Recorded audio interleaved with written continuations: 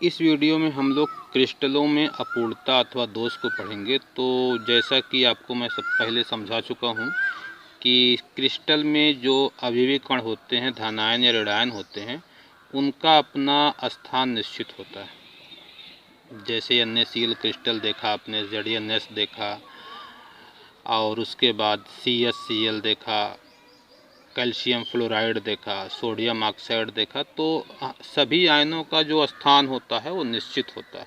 तो अगर किसी क्रिस्टल में अवयवी कण अपने निर्धारित स्थान पर हैं, जहाँ पर उनको होना चाहिए था वहीं पर हैं, तो इस प्रकार के क्रिस्टल को हम आदर्श क्रिस्टल कहते हैं। लेकिन अगर अवयवी कण उस स्थान पे नहीं है जहाँ पर उनको होना चाहिए था, तो उस प्रकार के क्रिस्टल में दोष होता है, कमी होती है, या उससे हम क्रिस्टल की अपूर्णता कहते हैं। तो क्रिस्टल की अपूर्णता शायद आपको समझ में आ गई होगी कि यदि किसी भी क्रिस्टल में अवयवी कण अपने निर्धारित स्थान पर नहीं हैं, या वो कहीं चले गए हैं, या उस स्थान पर कोई दूसरा कण आ गया, अशुद्धि के रूप में आ गया है, तो इस प्रकार से क्रिस्टल में क्या उत्पन्न होता है? अपूर्णता या दोष। तो देखिए, परिभाषा मैंने लिखा है, किसी क्रिस्टल में अवयवी कणों की अव्यवस्था। अव्यवस्था का मतलब जैसे उसको व्यवस्थित होना चाहिए था उस प्रकार नहीं है, उसकी व्यवस्था में कुछ डिफरेंस आ गया है, कुछ परिवर्तन आ गया है, कुछ कमी आ गई है। अपना स्थान छोड़ने मतलब जहाँ पर उनको होना चाहिए था उस जगह को छोड़कर वो कहीं और चले जाएं, अथवा अशुद्धि के उपस्थित होने को क्रिस्टलों में अपूर्णताएं या दोष कहते हैं। तो ये सारी चीज़ आपको स्पष्ट समझ में आ गई होगी कि किसी क्रिस्टल में अवयवी कण की अव्यवस्था हो जाए, मतलब जहाँ पर उनको होना चाहिए था वहाँ पर ना हो, अपना स्थान छोड़ने, वह अपनी जगह को छोड़ दें, कहीं और चले जाएं, या क्रिस्टल से बाहर चले जाएं, अथवा अशुद्धि के उपस्थित होने को क्रिस्टलों में अपूर्णताएं या दोष कहते हैं। तो इस प्रकार से क्रिस्टल में अपूर्णता या दोष आपने समझ लिया। क्रिस्टलों में दोष दो प्रकार के होते हैं। क्रिस्टलों में दो प्रकार के दोष पाए जाते हैं। जो दोष होता है वो दो प्रकार का होता है। पहला दोष है बिंदु दोष। क्रिस्टलों में किसी बिंदु पर, यदि कोई क्रिस्टल है उसमें किसी बिंदु पर क्रिस्टल की जो आदर्श व्यवस्था है, आदर्श व्यवस्था में अनियमितता अथवा विचलन को बिंदु दोष कहते हैं। जैसे किसी क्रिस्टल में, अब मान लो NaCl क्रिस्टल है, अब जहाँ पर सोडियम आयन होना चाहिए था वहाँ पर सोडियम आयन नहीं है, वह स्थान खाली हो या उसकी जगह पे कोई दूसरा आयन आ जाए, तो उसी को क्या कहा जाएगा? आदर्श व्यवस्था में अनियमितता अथवा विचलन, और उसी को क्या कहते हैं? बिंदु दोष। यानी अगर दोष किसी बिंदु पर है, किसी एक पॉइंट पर है, तो उसे क्या कहेंगे? बिंदु दोष कहेंगे। परिभाषा तो मैंने लिख ही दिया है।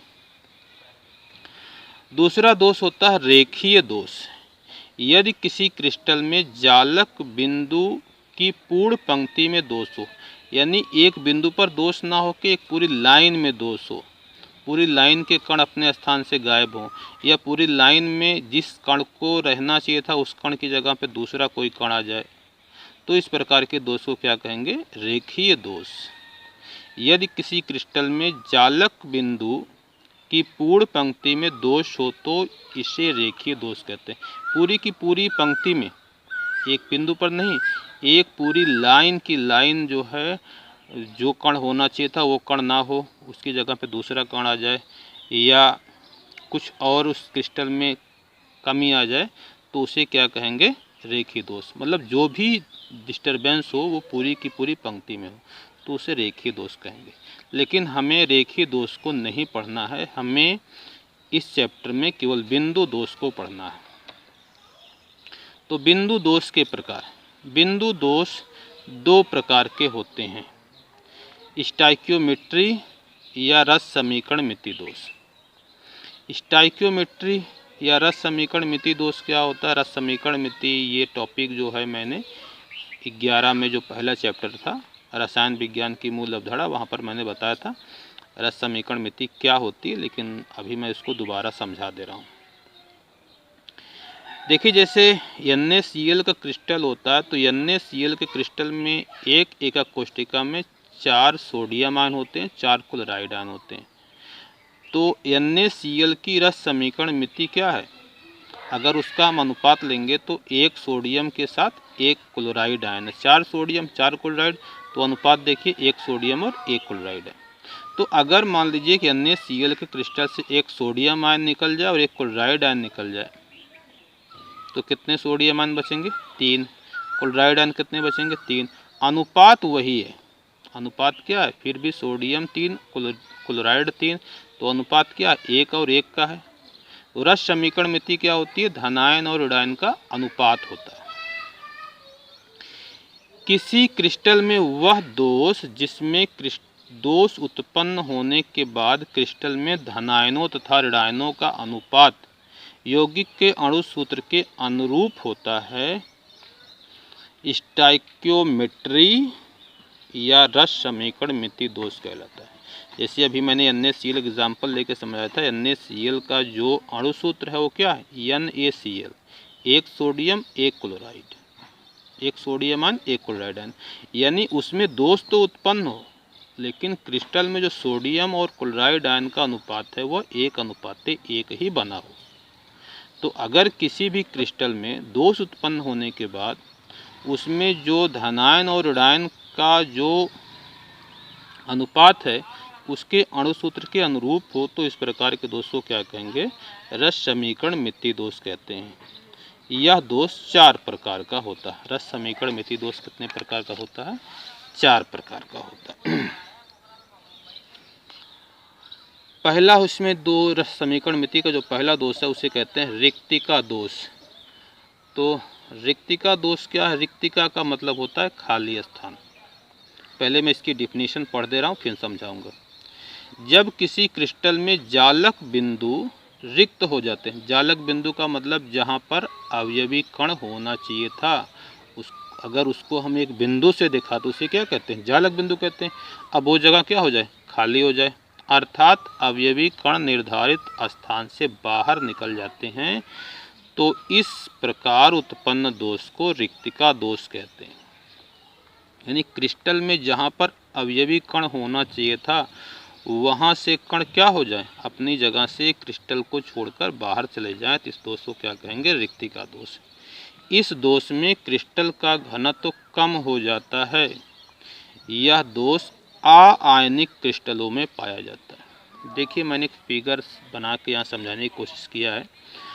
जैसे अगर अवयवी कण होते तो यहाँ पर भी कण होता, यहाँ पर भी कण होता, तो यह एक आदर्श व्यवस्था होती। लेकिन यहाँ पर जो अवयवी कण थे वह क्या हो गए?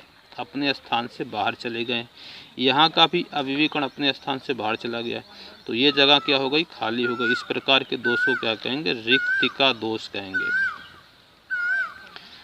तो जब यह कण बाहर निकल जाएंगे तो क्रिस्टल का जो द्रव्यमान होगा वो कम हो जाएगा, लेकिन जो आयतन है क्रिस्टल का वो वही बना रहेगा।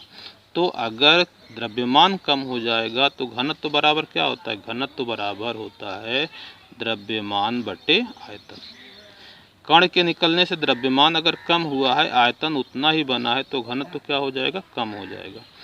तो इस प्रकार का जो दोष होता है रिक्तिका दोष में घनत्व जो होता है क्रिस्टल का कम हो जाता है।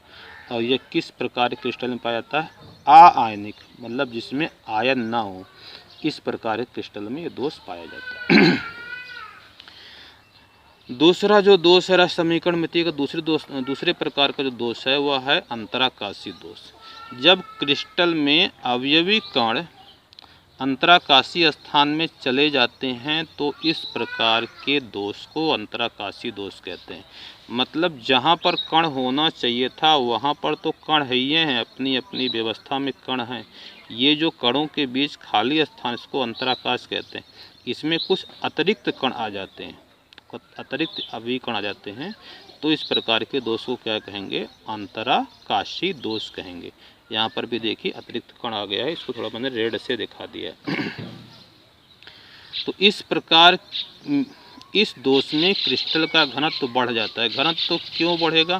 क्योंकि देखिए क्रिस्टल का आकार मतलब आयतन तो वही है, लेकिन जब अवयवी कण अतिरिक्त आ गए हैं, अधिक हो गए हैं, तो इसमें द्रव्यमान क्या होगा, बढ़ जाएगा। और द्रव्यमान के बढ़ने से घनत्व तो क्या होगा, बढ़ेगा, क्योंकि घनत्व बराबर होता है द्रव्यमान बटे आयतन। तो इसमें तो जो रिक्तिका दोष था, इसमें कण निकल गए थे तो द्रव्यमान कम हुआ था, तो घनत्व कम हो गया था। और इसमें क्या है, और कण इसमें प्रवेश कर गए हैं, द्रव्यमान इसमें बढ़ गया है, इसलिए इसका जो घनत्व होगा वो बढ़ जाता है। यह दोष आयनिक क्रिस्टलों में पाया जाता है। तो यह दोष भी आयनिक क्रिस्टलों का दोष है। तो रस समीकरण मिति दोष में 4 प्रकार होते हैं, लेकिन उसमें से हमने 2 प्रकार रिक्तिका दोष और अंतराकाशी दोष को समझ लिया है। अब अगले वीडियो में हम लोग शॉर्टकी दोष और फ्रैंकल दोष को समझेंगे।